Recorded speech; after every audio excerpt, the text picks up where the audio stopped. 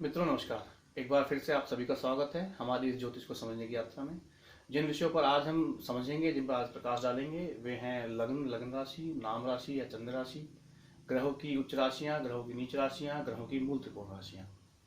तो मित्रों सबसे पहले हम समझते हैं लग्न या लगन राशि। वैसे हम एक बार पहले डिस्कस कर चुके हैं कि जब किसी व्यक्ति का जन्म होता है, किसी जातक का जन्म होता है, उस समय पूर्व दिशा में जो लग्न पूर्व दिशा में जो राशि उदय हो रही होती है उसे उस व्यक्ति की लगन राशि कहते हैं। एक और होती है मित्रों आपकी नाम राशि या चंद्र राशि। जैसे जनरल भाषा में जो आज कहा जाता है, जो अखबार में आप लोग अपना हॉरोस्कोप वगैरह पढ़ते हैं, वैसा आपका चंद्र राशि पर आधारित होता है। चंद्र राशि क्या होती है मित्रों? चंद्र राशि हम उसे कहते हैं कि आपकी जन्म कुंडली में आपके जन्म के समय चंद्रमा जिस राशि में विद्यमान होता है या चंद्रमा जिस राशि में बैठा होता है उसे हम आपकी चंद्र राशि कहते हैं। और इसी को नाम राशि भी कहा जाता है।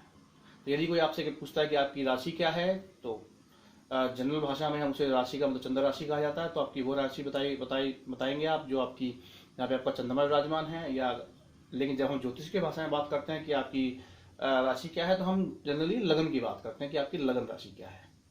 तो बस ये छोटा टॉपिक था, इसे आगे से ध्यान रखने की कोशिश कीजिएगा। अब हम आते हैं मित्रों ग्रहों की उच्च राशियां, ग्रहों की नीच राशियां, ग्रहों की मूल त्रिकोण राशियां। अब ये सब होती क्या है, इनकी आवश्यकता क्या होती है मित्रों? ग्रहों की उच्च राशियां या नीच राशियां, मूल त्रिकोण राशियां, ये सब ग्रहों के जो बलों को, ग्रहों का जो बल है कि हमारा ग्रह जो है वह कितना ताकतवर है, कितना बल है उसमें अपना कार्य करने का, यह उसको समझते हैं। इससे पता लगता है कि ग्रह में बल कितना है। होता क्या है मित्रों कि कुछ राशियों में जो ग्रह होते हैं वो दूसरी राशियों की अपेक्षा अधिक बली होते हैं, या आप कह सकते हैं कि उन राशियों में ज्यादा कंफर्टेबल होते हैं, काम अच्छे से करते हैं, वहां पे उनका बल अधिक होता है। तो ऐसी राशियों में जिन राशियों में ग्रहों का बल अधिक होता है, उन राशियों को हम कहते हैं ग्रहों की उच्च राशियां। उच्च राशियां कहते हैं तो हर ग्रह की एक पर्टिकुलर उच्च राशि होती है, और उस ग्रह को कहते हैं कि यह ग्रह हमारा उच्च का ग्रह है। तो उच्च का ग्रह का मतलब ये हो गया कि उस ग्रह का बल वहां पर काफी अधिक है। यहाँ पर एक चीज ध्यान रखिएगा मित्रों कि बल अधिक है। आजकल एक बड़ा कंफ्यूजन चल रहा है ज्योतिषियों में। कई बार आप कई जगह आपको पढ़ने को मिलेगा, आप सुनने को मिलेगा कि ये ग्रह हमारा उच्च का है तो ये बहुत शुभ हो गया। नहीं, उच्च राशि में होने का या ग्रह या नीच राशि में होने का या मूल त्रिकोण राशि में होने का, उससे जो हम बल का पता लगाएंगे उससे हमें पता लगेगा कि इस ग्रह का बल कितना है। अब वह ग्रह शुभ है या अशुभ है, इसे देखने के तरीके अलग होते हैं, कॉन्सेप्ट उसका अलग होता है। ग्रह उच्च की राशियां हैं मीन्स ग्रह आपका बली है, ग्रह अपना कार्य पूरा करेगा। अब वो अच्छा करेगा या बुरा करेगा, ये देखना होगा कि वह ग्रह शुभ है या अशुभ है। इसको हम आगे समझेंगे। अभी अब तक समझ लीजिए कि उच्च राशि में होने का मतलब ये होता है कि ग्रह में बल है, बली ग्रह है। अब वो अच्छा बल है कि बुरा बल है, वो ग्रह के नेचर पे डिपेंड करेगा कि वो अच्छा ग्रह होगा तो अच्छा फल देगा, और अशुभ ग्रह होगा तो आपका अशुभ फल देगा। इस प्रकार ग्रहों की नीच राशियां, जिस प्रकार ग्रहों की उच्च राशि में ग्रह का बल बहुत अधिक होता है, इसी प्रकार ग्रहों की नीच राशियों में ग्रह का बल न्यूनतम होता है, बहुत कम बल होता है। अब न्यूनतम बल का मतलब यह है कि उसमें बल नहीं है तो काम नहीं कर पाएगा। इसे इस तरह समझ लीजिए कि अगर किसी अच्छे ग्रह का, कोई अच्छा ग्रह आपका अपनी नीच राशि में बैठा हुआ है तो उसका बल नहीं है उसके पास, तो वो अपना कार्य नहीं कर पाएगा। वो अच्छा ग्रह था, उसको आपको अच्छे फल देने चाहिए थे, अच्छा फल नहीं दे पाया क्योंकि उसको बल नहीं है। राशि में स्थित होने की वजह से बल को देखने के और भी कई क्राइटेरिया होते हैं, उसको हम धीरे धीरे समझेंगे। इसी प्रकार ग्रहों की मूल त्रिकोण राशियां। अब ग्रहों की उच्च राशि के बाद, उच्च राशि में उसका बल सर्वाधिक होता है, उससे कुछ नीचे आएंगे तो ग्रह की मूल त्रिकोण राशियां। जो ग्रह की मूल त्रिकोण राशि में होता है, यहां पर भी ग्रह का बल काफी अधिक होता है। उच्च राशि से कुछ कम होता है पर अधिक बल होता है। आप ऐसे भी कह सकते हैं कि जो ग्रह अपनी मूल त्रिकोण राशि में होता है, या जो ग्रह की मूल त्रिकोण राशि होती है, उसका फल देने के लिए ना उसका थोड़ा झुकाव अधिक होता है। अब हम समझते हैं इसको, ग्रह उच्च राशि क्या होती है। सबसे पहले हम लेते हैं सूर्य को मित्रों। सूर्य की उच्च राशि होती है मेष।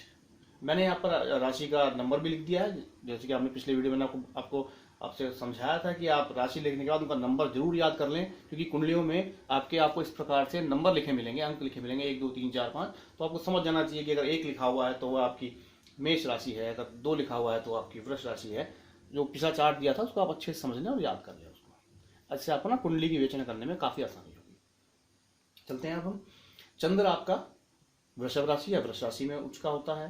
मंगल आपका मकर राशि में उच्च का होता है। बुध आपका कन्या राशि में उच्च का होता है। बृहस्पति आपका कर्क राशि में उच्च का होता है। शुक्र आपका मीन राशि में उच्च का होता है। शनि आपका तुला राशि में उच्च का होता है। राहु मिथुन में उच्च का होता है। केतु मकर में उच्च का होता है। इसका मतलब ये हुआ कि सूर्य का बल आपका मेष राशि में बहुत अधिक होता है। चंद्र का बल वृष राशि में बहुत अधिक होता है। मंगल यदि मकर राशि में स्थित है तो उसका बल काफी अधिक होगा। बुध अगर कन्या राशि में स्थित है तो उसमें वो बली होगा। बृहस्पति अगर कर्क राशि में आ गया है तो वह बहुत बलशाली होगा। शुक्र मीन राशि में होगा तो बहुत बली है। शनि तुला में, राहु मिथुन में, केतु मकर में, तो ये बली होंगे इस राशि में। अब आते हैं ग्रह की नीच राशि। नीच राशि बिल्कुल उच्च राशि के विपरीत मान सकते हैं आप, कि उच्च राशि में ग्रह जितना बली होता है, नीच राशि में उतना ही उसका वो बलहीन होता है। तो सूर्य यदि हम तुला राशि में होगा तो वह नीच का हो जाएगा, मतलब उसमें बल नहीं है, बलहीन हो गया है वो। चंद्र यदि वृश्चिक राशि में है तो बलहीन हो जाएगा। मंगल की नीच राशि कर्क है। बुध की नीच राशि मीन है। बृहस्पति की मकर है। शुक्र की कन्या है। शनि की मेष है। राहु की मकर है। केतु की मिथुन है। जैसे हम पहले भी जानते हैं कि राहु और केतु एक दूसरे से 180 डिग्री पे स्थित होते हैं। तो अगर राहु की मिथुन राशि आपकी उच्च की है तो केतु की उससे 7वीं राशि जो होगी मकर, वो उच्च की हो जाएगी। इस तरह से संबंध स्थापित कर सकते हैं आप इसमें।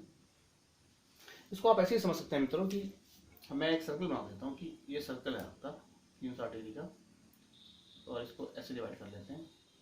ये आपका उच्च का पॉइंट हो गया और ये आपका नीच का हो गया। जब भी कोई ग्रह आपका इस बिंदु पर होगा तो वो बिल्कुल बलहीन होगा, अगर वो अपनी उच्च राशि में है तो, या नीच राशि में है।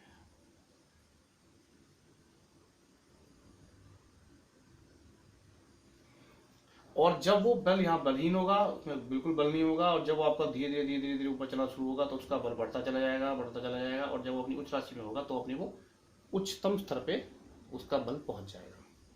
और फिर वो इसी प्रकार जब वो अपनी उच्च राशि से नीचे आना शुरू होगा तो उसका बल धीरे धीरे बल कम होता जाएगा और वो यहाँ पर आकर बलहीन हो जाएगा। तो आपका यहाँ पर जो उसका बल है, जब वो अपना नीच राशि से उच्च राशि में जा रहा है तो बल बढ़ रहा है, बल पॉजिटिव कर दिया। जब वह आपका उच्च राशि से नीच राशि की तरफ ग्रह मूव कर रहा है तो उसका बल जो है घट रहा है, तो इसको हम बल माइनस करते हैं। इस तरह समझ सकते हैं। जितना उच्च राशि के निकट होगा उतना बल ज्यादा होगा, जितना नीच राशि के निकट होगा उतना बल उसका कम होगा। फिर से एक बार समझा देता हूँ, रिपीट कर देता हूँ कि बल अधिक या कम होगा, शुभ या अशुभ, ये हमें देखना होगा। इसके बाद हम आते हैं आपके ग्रहों की मूल त्रिकोण राशि पर मित्रों। तो ग्रहों की उच्च राशि के बाद जो उनका बल थोड़ा कम होता है, उच्च राशि इतना नहीं होता, उससे थोड़ा कम बल होता है, वो उनकी मूल त्रिकोण राशि में होता है।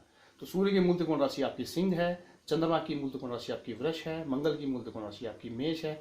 बुध की मूल त्रिकोण राशि आपकी कन्या है। बृहस्पति की मूल त्रिकोण राशि आपकी धनु है। शुक्र की मूल त्रिकोण राशि तुला है। शनि की मूल त्रिकोण राशि आपकी कुंभ है। तो यदि आपका समझ लेते हैं कि यदि आपका मंगल, मान लीजिए मंगल आपका मेष राशि में है, तो मंगल जब मेष राशि में होगा तो उसका बल जब मंगल मकर राशि में था तो उससे कुछ कम होगा, लेकिन फिर भी ये काफी बली होगा। जब ये मंगल आपका कर्क राशि में था तो इसका बिल्कुल बलहीन था, फिर मूल त्रिकोण राशि में उसका बल बढ़ गया और उच्च राशि में आपका मकर में चला गया तो बल उसका और सब सर्वाधिक बल हो गया उसका। अब याद रखने के लिए मैं आपको एक फार्मूला समझा देता हूँ कि आप याद कैसे रखेंगे उच्च राशि नीच राशि का। मित्रों, आप उच्च राशि याद कर लीजिए कि सूर्य, चंद्र, मंगल, बुध, बृहस्पति, शुक्र, शनि, राहु, केतु, ये आपके 1 2 10 6 4 12 7 3 10, ऐसे याद रख सकते हैं आप। 1 2 10 6 4 12 7 3 10 उच्च राशि हो गया। अब जो ग्रह जिस उच्च राशि में है उसमें उससे 7वीं राशि में वो नीच का हो जाता है। जैसे आपकी सूर्य मेष राशि में उच्च का है तो यहाँ 1 लिखा हुआ है। जब आप 1 में 6 जोड़ देंगे तो 7वीं राशि आपकी आ जाएगी, तो 7 राशि में नीच का हो जाएगा। तो आपने यदि 1 में 6 जोड़ दिया तो आपका 7 हो गया, तो आपकी तुला राशि आ गई। मीन्स सूर्य अगर मेष राशि में उच्च का था तो आपने 1 में 6 जोड़ा तो 7 आ गया, तो 7 में नीच का हो जाएगा। 7वीं राशि आपकी होती है तुला, तो नीच का हो गया। इस प्रकार चंद्र वृषभ में उच्च का था, वृषभ की राशि की संख्या 2 है। जब ये 2 में आप 6 जोड़ देंगे तो 2 + 6 कर देंगे तो आपका आ जाएगा 8, तो 8 मतलब आपकी वृश्चिक राशि, तो चंद्र नीच का वृश्चिक राशि होगा। इस तरह आप याद रख सकते हैं। आप उच्च का याद रख लेंगे, उच्च वाले में अगर आप 6 जोड़ते रहेंगे तो आप नीच राशि का पता लगा सकते हैं। ये एक याद रखने का तरीका है, आप अपना तरीका खुद भी निकाल सकते हैं।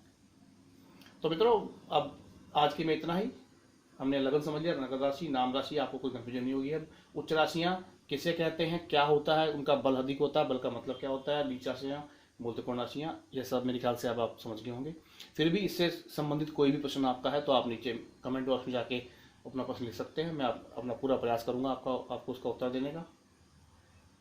तो मित्रों, आज की यात्रा यहीं पर समाप्त करते हैं। मेरे साथ रहने के लिए आपका बहुत बहुत धन्यवाद।